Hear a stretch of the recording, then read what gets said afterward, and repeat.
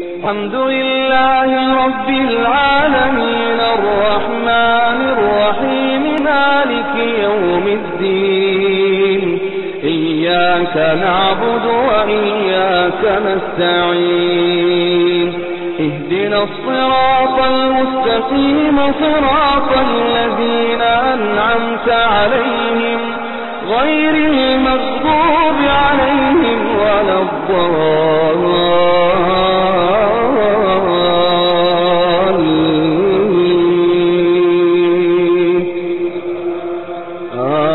آمين. ذلك من أنباء الغيب نوحيه إليك وما كنت لديهم إذ أجمعوا أمرهم وهم يمكرون وما أكثر الناس ولو حرصت بمؤمنين وما تسألهم عليه من أجر إن هو إلا ذكر للعالمين. وكأين من آية في السماوات والأرض يمرون عليها وهم عنها معرضون وما يؤمن أكثرهم بالله إلا وهم مشركون. أفأمنوا أن تأتيهم غاشية من عذاب الله أو تأتيهم الساعة بغتة وهم لا يشعرون. قل هذه سبيلي أدعو إلى الله على بصيرة أنا ومن اتبعني وسبحان الله وما أنا من المشركين.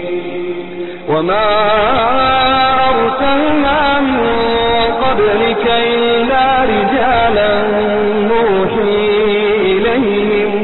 نوحي إليهم من أهل القرى أفلم يسيروا في الأرض فينظروا كيف كان عاقبة الذين من قبلهم ولدار الآخرة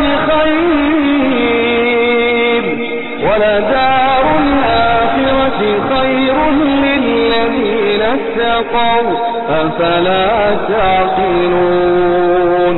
حتى إذا استيأس الرسل وظنوا أنهم قد كذبوا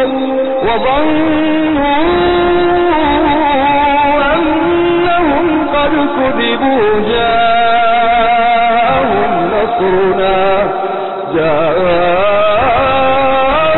نصرنا فنجي من نشاء ولا يرد بأسنا عن القوم المجرمين. لقد كان في قصصهم عبرة لأولي الألباب ما كان حديثا